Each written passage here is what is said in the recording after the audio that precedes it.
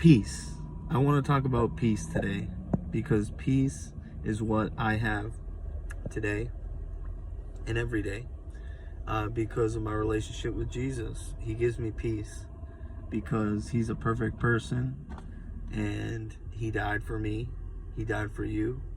And He gives us peace. He gives us a peace that doesn't come from this world. He gives us a peace that transcends human understanding and performance-driven work. He has done the impossible. He has lived a perfect life. God, through the person of Jesus Christ, lived a perfect life and purchased us through His blood. He died for you. He was crucified for you. And this message that I'm preaching to you is good news. It's good news. The world considers it foolishness, but the believer sees it as the power of God, salvation, forever being at peace with God and right standing with God.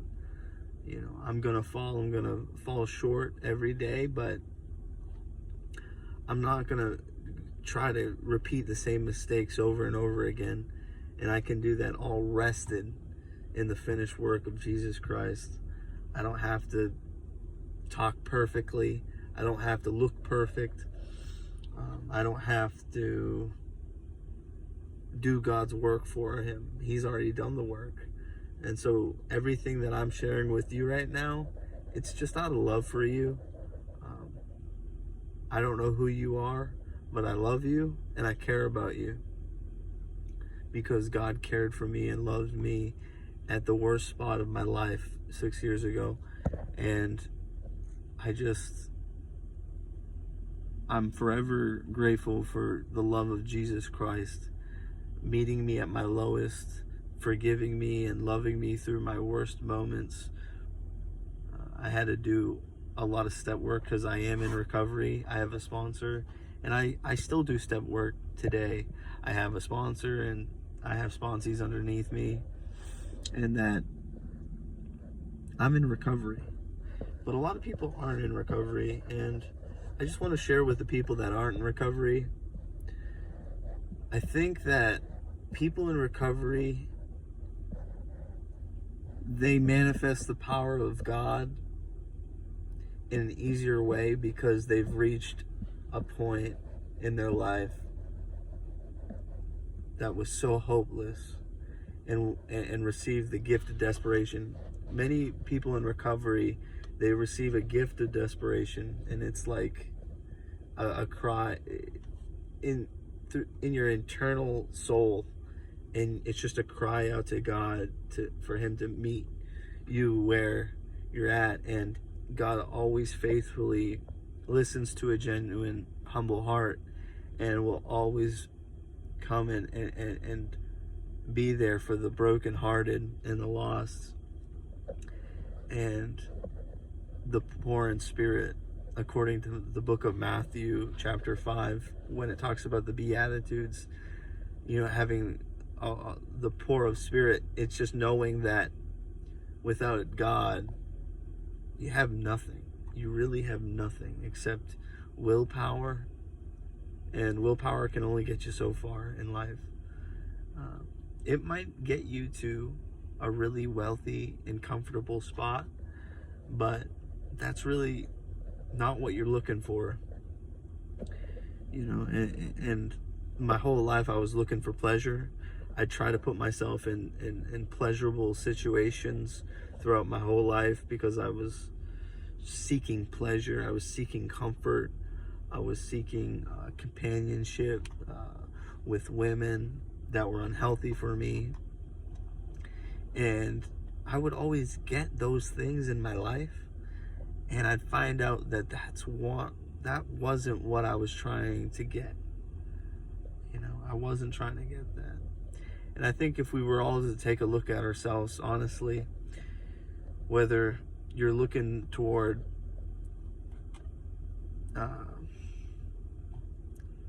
if you're looking toward a stable life, a a solid career, money in the bank, an amazing marriage, amazing children, amazing family, amazing house, amazing vehicle, you'll find out that that's really not the top priority. It's just not. It's a great thing. It's a great thing to have in your life, but it's not what you're actually looking for. I think everybody's looking for Jesus Christ, believe it or not.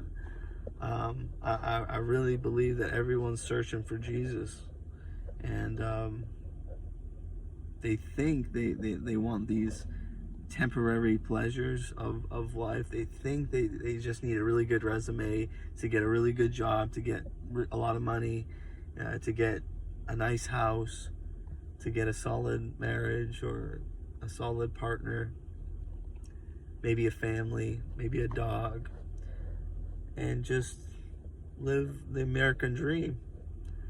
But you'll find that that's really not what you were looking for. I mean, those are all good things that you want to have in life, but you're actually looking for a personal relationship with God. You're looking for a personal relationship with Jesus Christ. And unfortunately, we've all been through so much trauma that affects our way we see God as an authority figure in our life. We might have had bad upbringing through religious services growing up, or we were preached the Bible in a way that was malicious or just abusive. But that's not God's heart toward you. God's heart is loving. God's heart is kind. God's heart is gentle, long-suffering, self-control. He has all these things. He's got eternal faithfulness. We're not faithful. Like, people try to be faithful, but we mess up. We break the things that God gives us, gifts. I've never cheated on any of my girlfriends, but I know that I have not been faithful in this life. I've taken things for granted. I've been thankless. There's just so many things that I've done wrong in this life, and even though the things that I've done wrong aren't the worst of the worst that people can think of, it's sin to God. Like, anything that is not perfect, it's like you're falling short somewhere. But God doesn't hold that over our heads. He's given us Jesus Christ that we can put our faith in, and we can be in a perfect person spiritually. And when we're in that perfect person spiritually, you are completely forgiven for everything you've ever done. And that forgiveness, when taken seriously, can really transform somebody from the inside out, so that you're not working to get right, but that you are already right through faith in God, and then you can proceed outwardly to build on that foundation. And everyone's going to build something different, but the most important is that foundation. And so this channel is to encourage you, but it's also to warn you, what foundation are you building your life on? Are you building your life on a foundation that just prioritizes family? If so, what happens when there's trials and tribulations in your family? Well, that is your foundation. So when storms come, your whole life will crumble. I am well aware that I'm going to have problems with my family. I'm well aware that I'm going to have problems with people. I'm going to have problems in my workplace. I'm going to have problems with all sorts of relationships. But I always have God, and He's my constant source of peace. And I hope He's yours today. Have a great day.